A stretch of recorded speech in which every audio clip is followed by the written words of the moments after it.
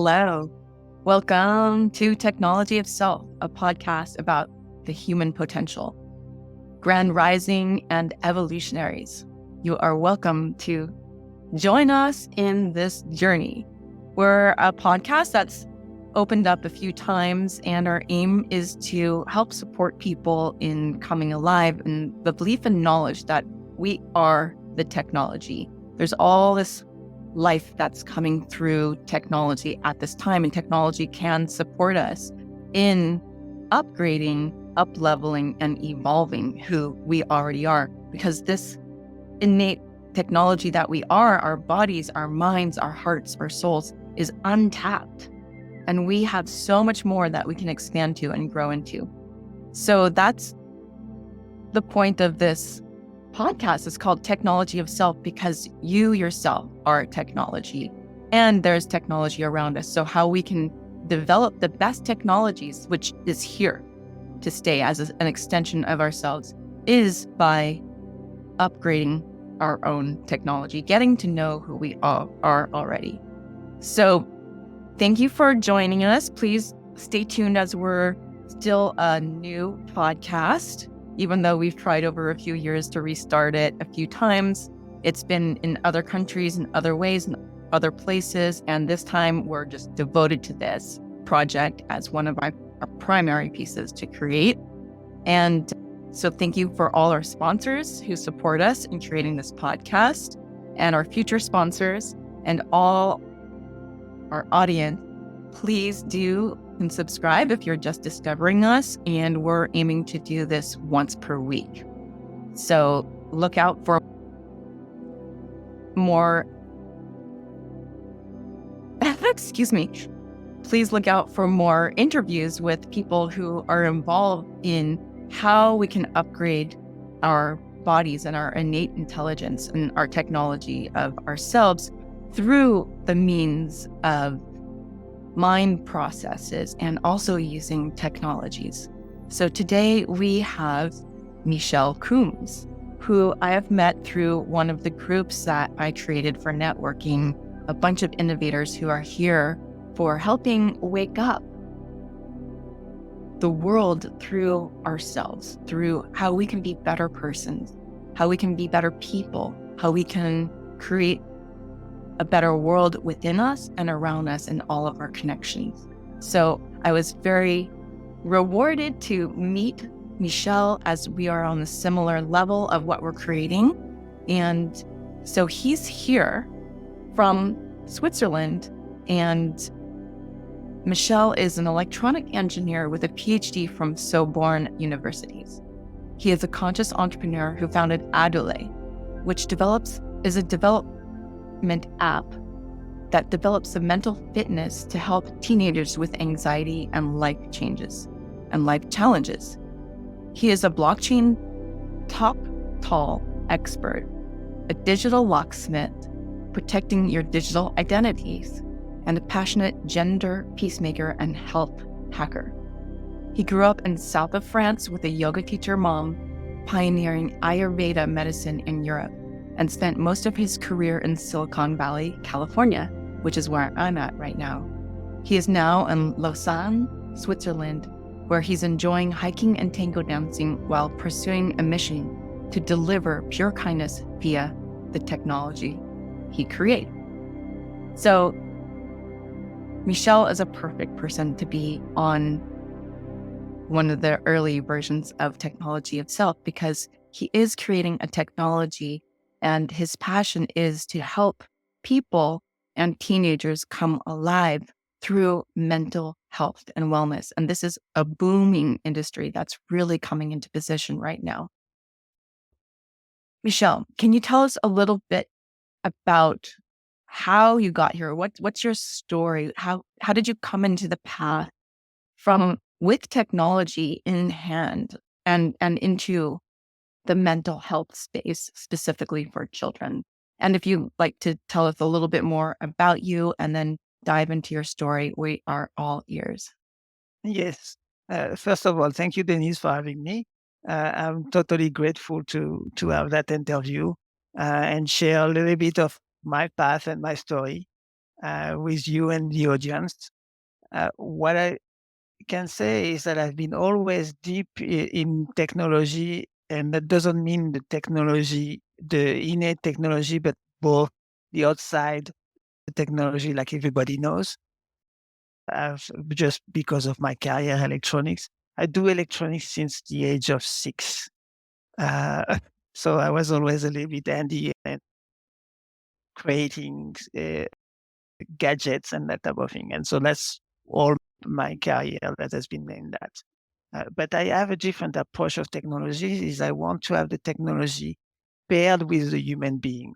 And so that's what we call it technology of self, but technology with consciousness. And the difference is that when you do technology that is dry and without the consciousness, you y- you miss the living part.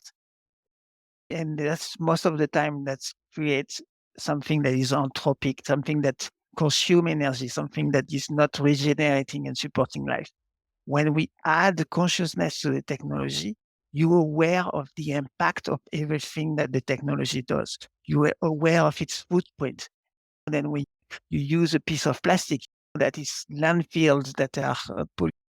And so it's like you connect yourself with all the living and then you develop technology that would support that. Because there is no better technology than the technology of the living. It's that there is an intelligence in the universe that is self-emerging.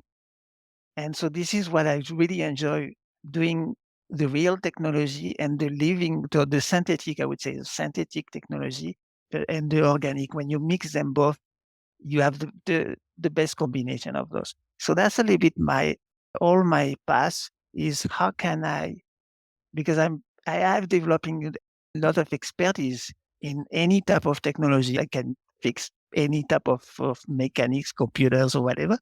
And so how do we put that to the good use to help heal the humanity, to improve and also have, yeah, support life being regenerative rather than destroying all the time, like most of our way of conducting business today. So that's a very big shift. And so why did I focus to mental health? First, I have 2 teenagers, and and one of them has a little bit of challenge with his mental abilities, and so it needs support and that type of thing. And I say, hey, if I bring technology that will help the young people, this feel a lot of disconnect with the world that we bring to them and what they want it to be. And so they say, you guys are destroying my future, the planet and that type of thing is and so all this and they feel powerless. And so it's very challenging for them in the phase where they look for their place in the world. They look for what role they want to play. And so it's a lot of stress, lots of anxiety. And based on our experience as adults, based on our paths, we learn there's so many tools that we have nowadays that our previous generation didn't have. We understand the brain, we understand the reward system, we understand all the hormonal, we understand the link between the guts and the brain. There's so many things that is super powerful. The tools that are powerful that most of the people is not common, they might not know, and especially it's not taught in schools.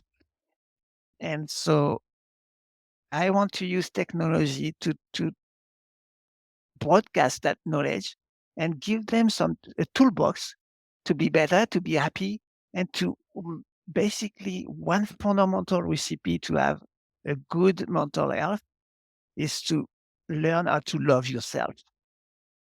And so we give tools to anchor those habits.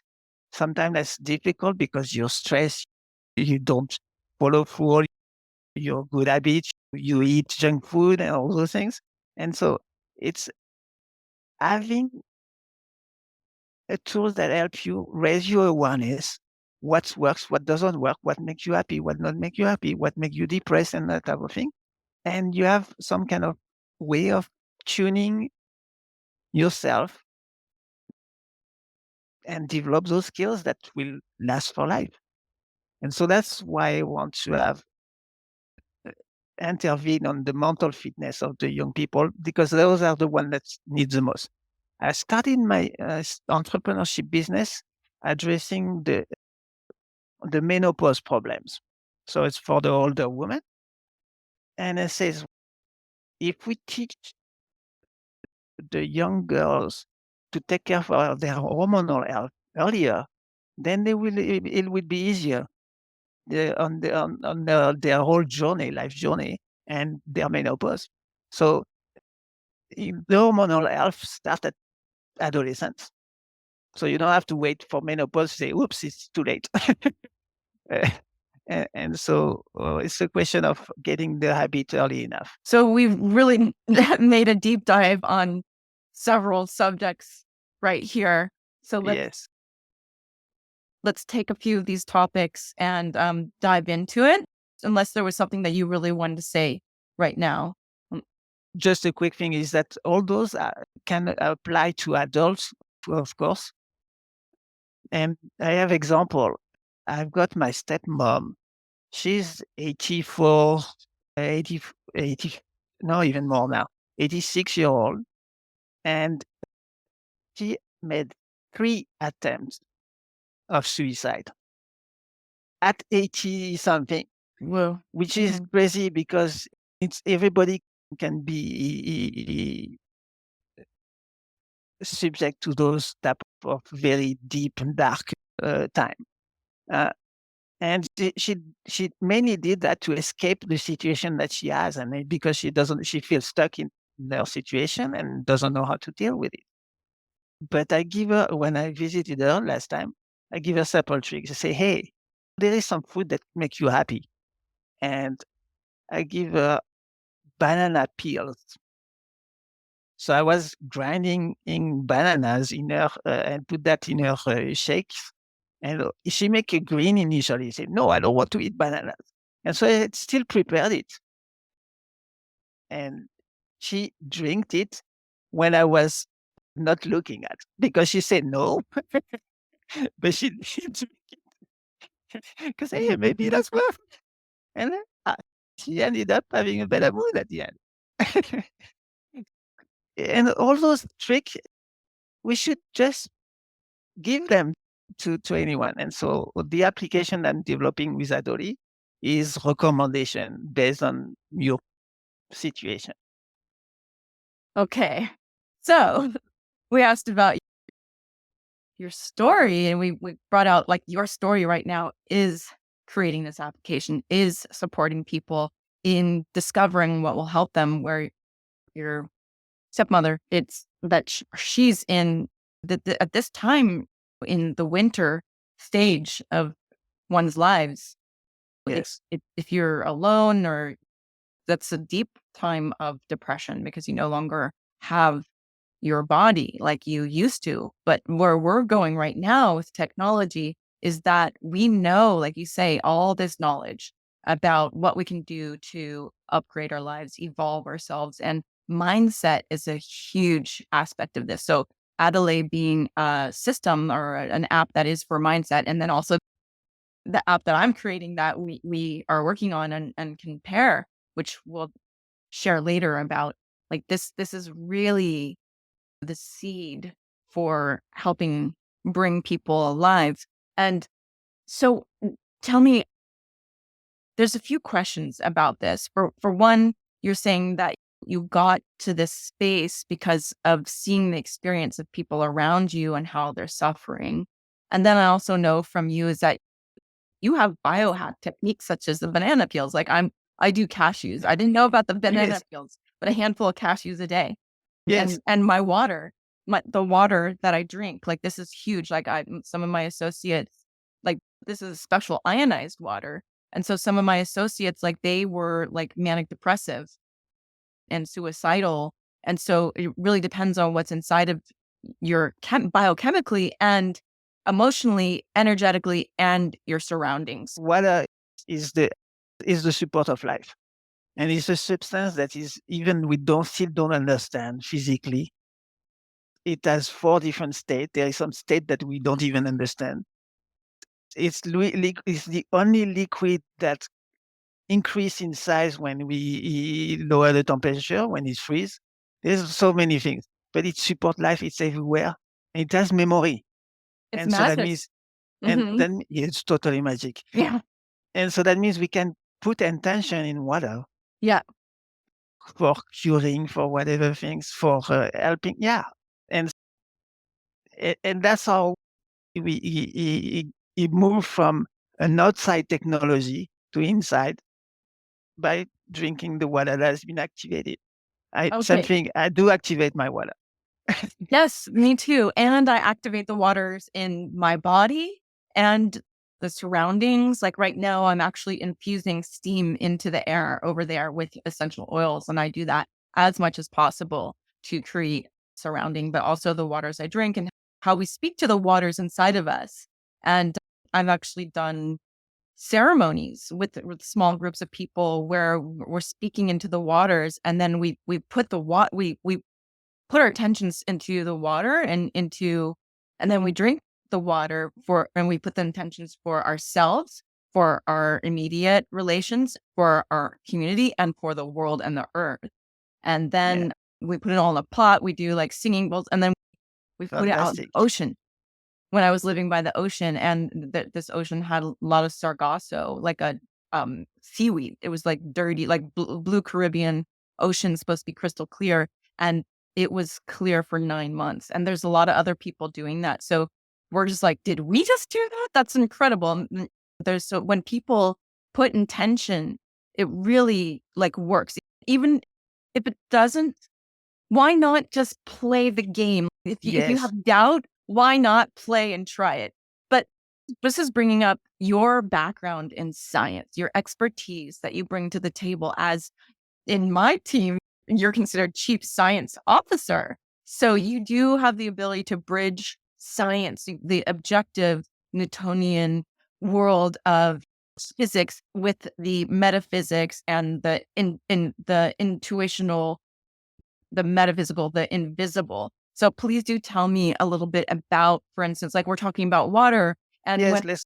when I Yeah. try to share my water journey with people, they're like, "Oh, poo, give me the science, prove it." And okay, no, I don't need to talk to you about it, but I want to get more sciencey So about it. So having you on the team's amazing.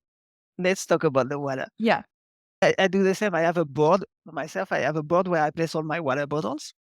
First, I put water in bottles so that all the chlorine and the additive that our society put just evaporate. Yeah. So I'd never drink directly from the tap. I let it sit so that it self evaporate and Yeah. so. But I let it sit on bottles that are on top of a board where I have little ceramic pieces where I write down all my values. Hmm. So my bottles are sitting on my values.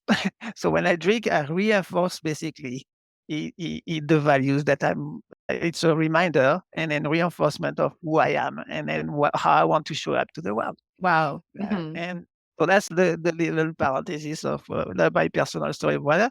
But as far as what is the science behind that, if Hmm. you put all water, is all water of the world is connected together because sooner or later, the water from the rain, the water from the snow ended up in the sea and then go back in, and it's a closed system.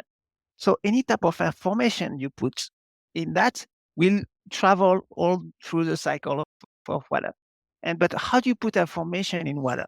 Imagine that you have a dye, so a little coloring ink dye in the water. You put one little drop of that dye in a bottle. It not enough to change the color of the water. It will still be clear, transparent. But the water has the memory of that dye because the color has been there. And if you pour that water in the ocean, the same thing. the ocean, the whole ocean, and all the connected water molecule will have the information of that dye, because the water has been different with just one single drop of dye. Yep. And so you can technically measure that it's a dyed water. And so it's true for everything that we put. And that's how you basically the water memorize the information. And then if you look at a little bit more at the more physical physics aspect, is that any information is like a wave that carry the information. And so the water is just the medium to carry that wave. Yes. The ripple And, effect that we have all and, emanating from each one of us. and a wave is always propagating from the center to the outside, but it goes to the infinite. And so it reaches the complete universe. And so when we are talking about wave information, it's omnipresent everywhere. And so And then, that's why our thoughts, when we think any type of thought, any type of knowledge or moving thought, these signals that can be perceived, it's electrical signals in the brain along the dendrite from the neurons, and that propagates to the infinite. And so if we are so, sensitive enough, yeah. we can able to perceive that. The thing is that we are not sensitive. We are in noisy environment. We have our worries, our stress, and that type of thing. But that's what meditation is, calming down the brainwave so that we can perceive very, very subtle signals. Yes. And, So, and so there can be signals at the other side of the universe, so to speak. And that's how there is some religious that have some kind of models where the knowledge is all written, it's all recorded. There's the Akashic record where you can have everything from the past. So it's the full history of the universe from the present to the past. And so that part is the immutable version of the universe, is the information that has been acquired, that is written, that is you cannot change. okay, wait a minute. So we're Go talking ahead. about a few things here. So you're just bringing up the Akashic record. So we can't expect that everyone's going to know what the Akashic record Okay, go is. ahead. And then also we're talking about the science of how water record, or that water does record. And I've definitely heard these, I personally, because I'm doing as much research as possible, that water does do that, and water records memory. And we have Masaru Emoto and other Emoto, yes. scientists speaking about this. So can you just talk about one element of how, for instance, water records, and then we can talk about the Akashic records, but also then how, oh my gosh, we're talking about quantum entanglement, and we're talking about fields of energy. And this is, you remember the cards that I took this Yes. morning? The first one was transpersonal. So we're already going into transpersonal space. So this is really the more, the beyond, and the inclusion of all of us. Let's dive in and take this apart a little bit, because we've got several elements. So one thing that I want to share in Technology of Self, this podcast about the potential, is speak about really how that science is real and it's new to us, and that we're discovering it on a philosophical, psychological, we're embracing it because the whole globe is now interconnected. And this is allowing us to know that we have this technology and we can access it and use it. So just alone with the knowledge of the water holding memory for infinite, and then the Akashic record for infinite. So let's just start with one. I'll let you choose, Yes, the actually. water. Okay. Oh, that's okay. Go ahead. Okay, So, let's talk about the water memory then, because so let's I talk for a moment how that works. so I explained the dye is the memory. So it's the simplest way of storing information in the, and the water is also a molecule that vibrates. And and that's why microwaves is how you want to heat up water, and microwave only heat up water, nothing else. And so it's making the molecule move.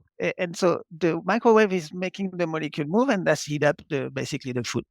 It's a little bit of the brute force approach. So the water going in microwave is a little bit uh, stressful for the water, so to speak. So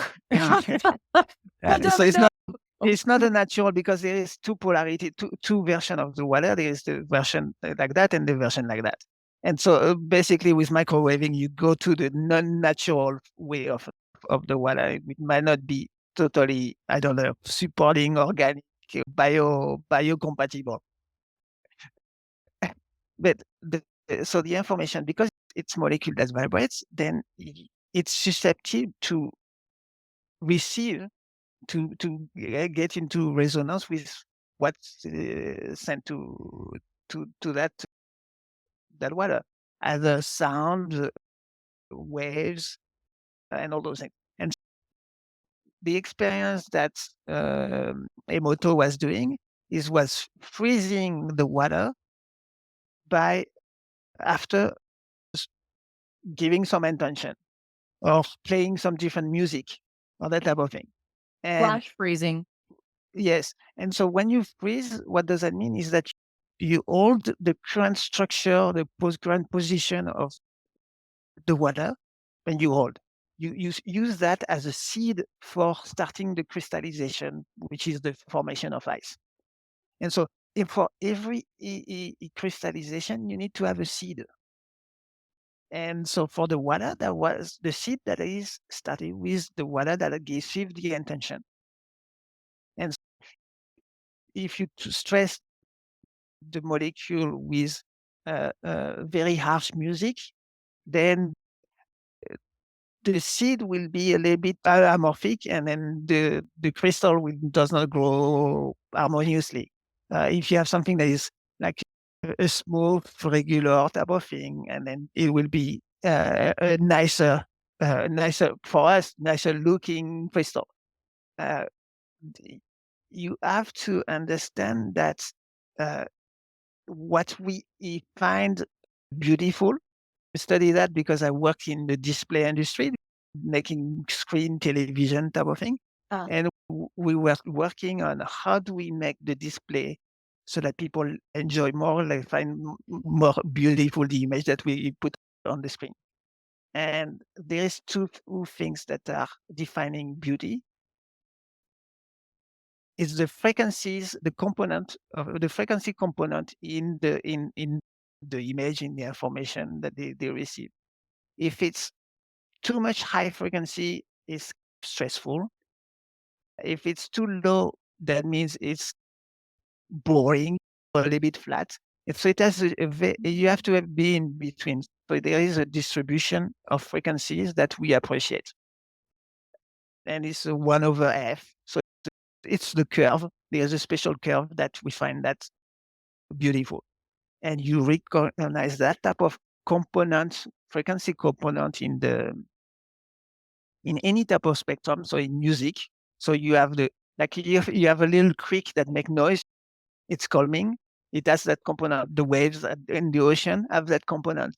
So there's plenty of areas in nature that we have that type of distribution of frequencies, and we enjoy it. It's not too regular, not too chaotic. It's in between. And that's the distribution. So same thing, if you apply something for the water that has the similar type of spectrum, and then it will make beautiful crystal shapes type of thing. So that's how you record an experiment, to record that the water preserves that type of information. And that's the experience of Emoto. Yeah, because like you were saying, vibration, movement, sound, water carries sound, and it can feel the vibration. And then when you flash freeze that intention, spoken intention or written intention or felt intention into the water, flash freeze it in that moment, then it actually becomes like a snowflake where it crystallizes into that vibration. That's really interesting because that's also like shows water is always in movement. as are the liquids inside of our bodies. I want to get into the mental space about, Yes, how water is carried yes. through our bodies and how Le- it relates le- to the creations we're making. Let me talk a little bit also how the mentals operate, not especially The with what? The what? water, but the brain operates. Mental. Uh, Okay. yes. So we were just talking that the movement is everywhere and the water is recording it, so to Yeah. speak. Mhm. The brain is the same thing. The brain is an organ that's record. Nothing else than recording. And so it's a magic recorder that record all our senses. And our strongest sense for us is the vision. And Mhm. so we detect, there's two things that we detect with the vision. We detect movement. So we detect the movement of photons and change in photons. But we also detect there is a protein in the eyes that you find in the same protein in the birds, but it's more developed in the birds to orient themselves. So it's Birds. sensitive The to birds. Okay. the birds. It's Mhm. sensitive to the magnetic fields. And so it's a protein that we have in our eyes that's super sensitive to, to magnetic field, a very small field. And so like we technically sense a field. Yeah. And so that's how the birds oriented themselves. Ourselves, we don't use it as an orientation, but it's a very, very subtle capability that's super sensitive. We cannot uh, manufacture sensors that sensitive in normal technology.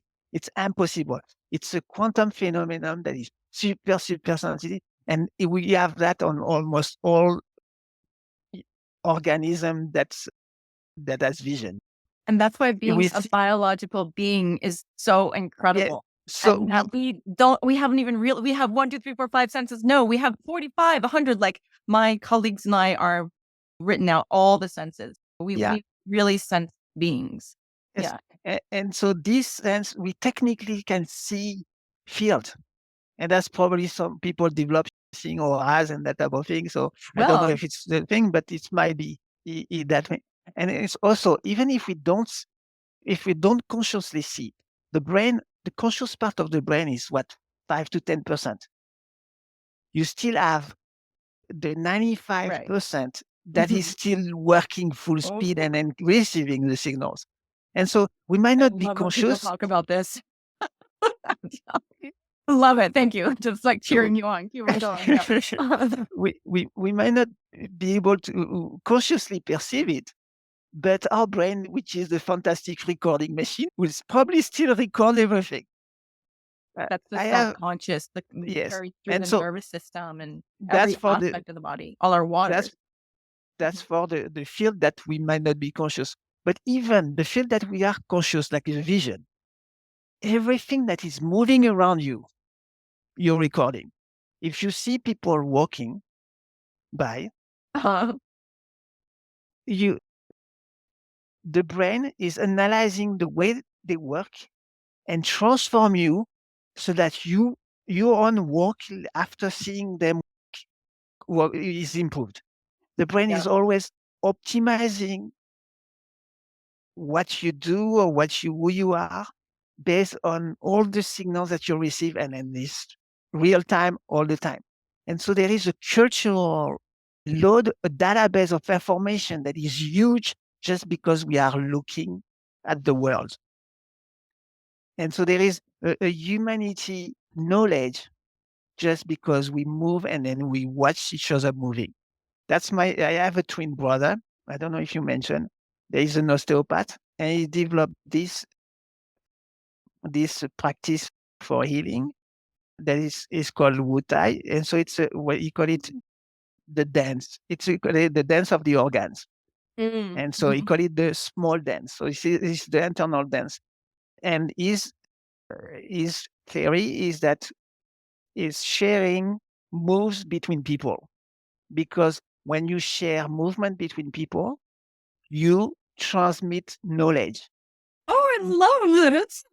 So Oh my you God, you so much can using stuff. you can have I call it out of band communication, meaning Out of band. communication, yes, meaning that's not the normal way of communicating, but Right. by just making movement and sharing movement. And so you have all the dance, the normal dancing, but you have also what he call it, the little dance that is totally developed for healing, for doing diagnostic, medical purpose, basically. And so, Oh my gosh, I love all these subjects. and so because the brain is a recording machine, but Yep. recording it give you the knowledge, the information. You have to know that the intelligence is not the brain.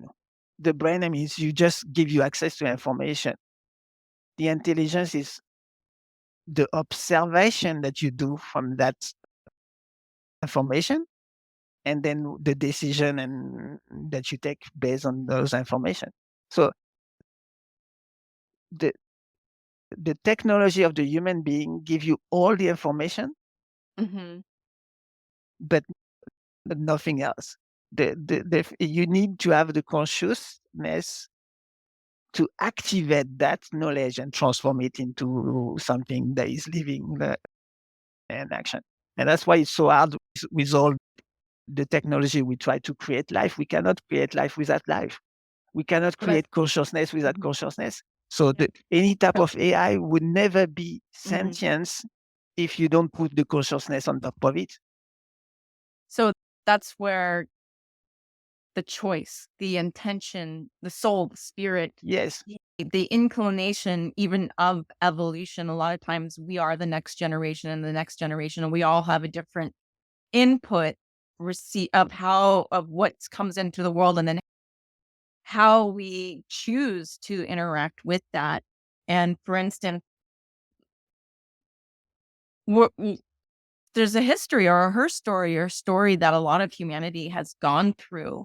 And this is one of the reasons why I'm creating this podcast is because I've seen that, for instance, in my lineage and my personal experience of culture is there are blind spots or there's stuck loops. And there's places where we're just reiterating the same thing or we're reliving what's no longer serving the current world or the current worldview of our own worldview or the worldview of others. So this is where you and I were coming together for this podcast, but also app development that's based on how we can shapeshift that worldview according to intentions that serve, that we can bring the media into the surroundings of our embodiment, our life experience Yes. through choice and intention, and The, be the, bringing this into that space because now we're getting into the AI. So what the, does the, that mean? Yeah. the intention is really fundamental. Is the drops, the information you put in water before freezing it. Yeah. Is the thing that will be visible everywhere. Yeah. It's the thing that will be all across the universe and contribute to the emerging intelligence of the universe. So it's super important to really work on on the original intention. And that's the intention is the link between the virtual, the mind, the thought type of thing, and the real world. Is is the moment where Incredible. the moment where you observe the knowledge you have. Observation in physics is the collapse of the wave. Mhm. And so that means you really transform a thought into reality when you observe it. You cannot change it once it's observed. That means it's real. It's recorded. So an information, once you know the information, when you share an information, it's known. It's where we call the economy of knowledge. It's a multiplicative. It's not additive. It's not a zero game type of thing. Is you share. If I share an information with you, if I share information with all the audience, it's multiplied, and but I still have the knowledge, and you gain knowledge. So it's, it's in terms of learning, in terms of at the global levels, at the emergence intelligence of the whole cosmos, it's exponential growth when you share knowledge. but the observation of the knowledge is what creates the record, the track. The information is crystallized in the real world. And that's is for the people that have a model of school of thought where they go through incarnation. It's the act of incarnation. It's the act of creation. And so everything comes from that intention. The intention is the consciousness that's collapsed the wave based on the knowledge and the record from the past. In families, we have the type of understanding where we come from, or the information, or we can have access to the information of all the challenges, all the stress from our family lineage. If you look at if you observe your grandma, when your grandma was carrying pregnant of your mom, your cells existed because your own cells are in your mother ovaries. And so that means when your grandma creating your mom in her womb, your cells are there.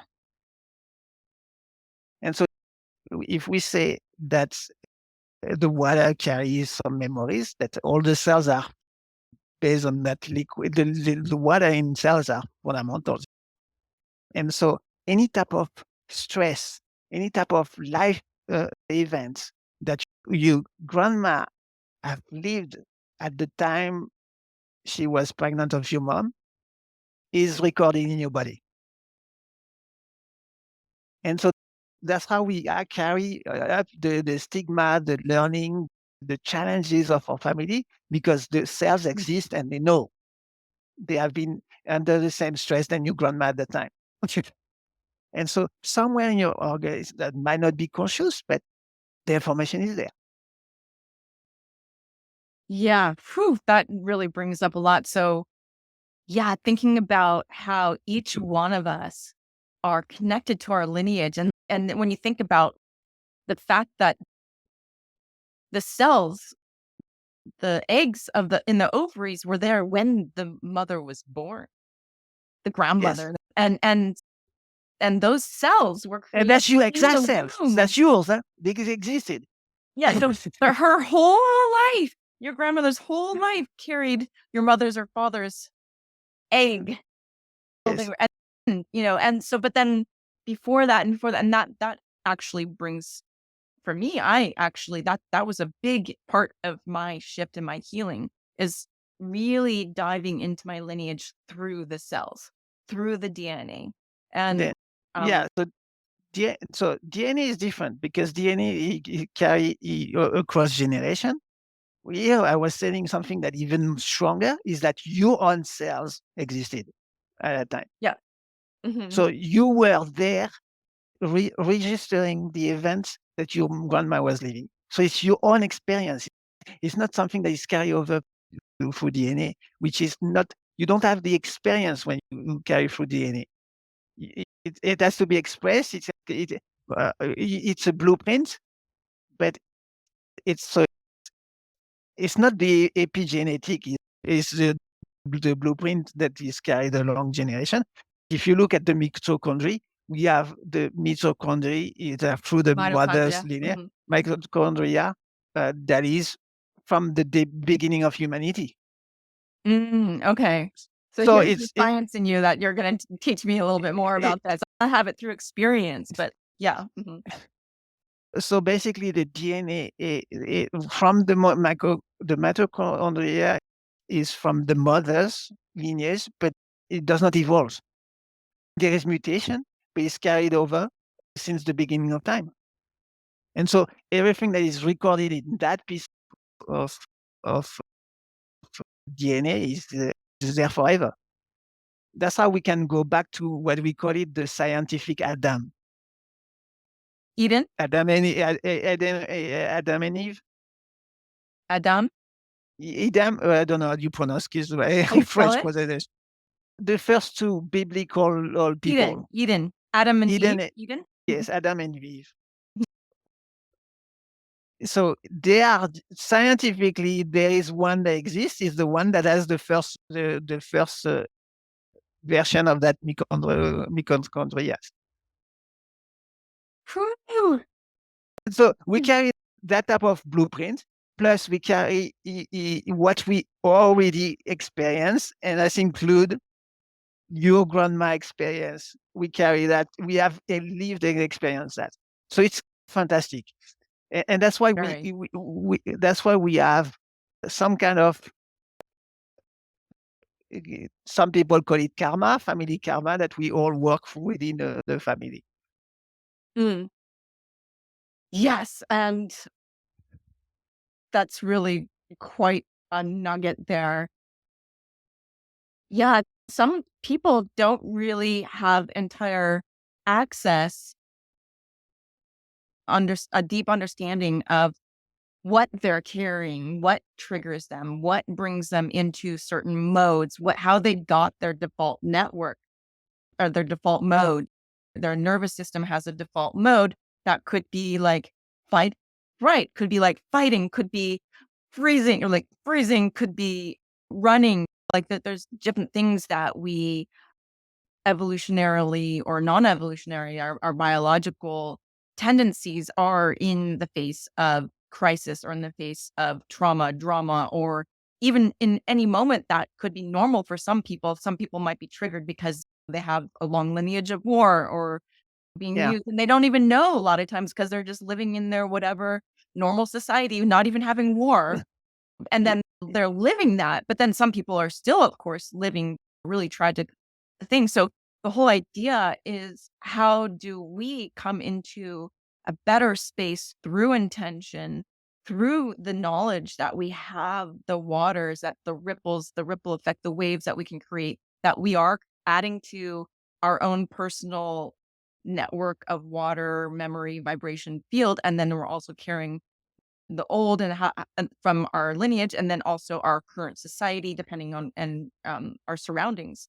So where we're going with this is like, how can people shift this technology that you are, through intention, having this knowledge, and really upgrade our spaces for an evolution? Because this is really beautiful to think, wow, we're carrying so much in so many different ways.